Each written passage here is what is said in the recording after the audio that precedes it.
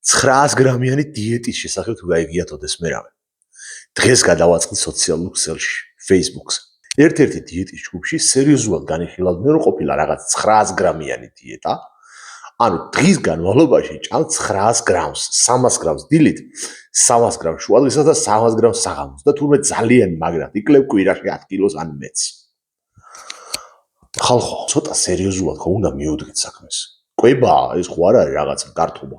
ჯერ მარტო იქიდან დავიწყოთ, რომ არ კითხულობთ რა წონიდან იწყებს ადამიანი. რანაირად შეიძლება 150 კილოგრამიანმა და 50 კილოგრამიანმა ადამიანმა ერთნაირად ჭამოს. ზოგისთვის რამდენია დასაკლები, ზოგისთვის რამდენი. ხო, აუცილებელი ხო რა, ყველა 120 კილოიანი და 150 კილოიანი იყოს მართლა. ზოგი არის 55 კილოგრამი და უნდა რომ გახდეს 50 კილოგრამი. რანაირად შეიძლება ადამიანს, რომელიც 100 კილოგრამზე მეტია და რომელსაც აქვს უზარმაზარი ორგანიზმი, 900 გრამით დააკლებინო დღეში. დაინგრევთ ორგანიზმს ხალხო. გაგანადგურებთ ეგ ყველაფერი.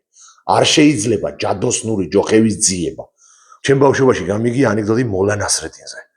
ეს ჩემი ვირიო, ჭამას რო გადავაჩვიე, მაინც და მაინც ახლა მოკვდაო. არაფრით არ შეიძლება ჭამის გადაჩვევა. 900 გრამი ყვება ეს არის აბსურდი. იმიტომ რომ შეუძლებელია იმდენი კალორია მიიღო, რამდენიც ჩემს ორგანიზმს ჭირდება. კალორიული დეფიციტი არ ნიშნავს სრულ შიმშილს. გაგანადგურებთ ეს ყველაფერი, დაგინგრევთ ორგანიზმს.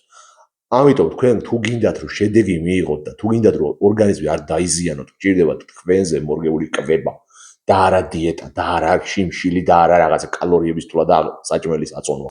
თუ გინდათ რომ მიიღოთ სტაბილური, დროში გამოცდილი და აპრობირებული შედეგი. მომწერეთ პირადში და მითხარით. მოდი, ვილაპარაკოთ.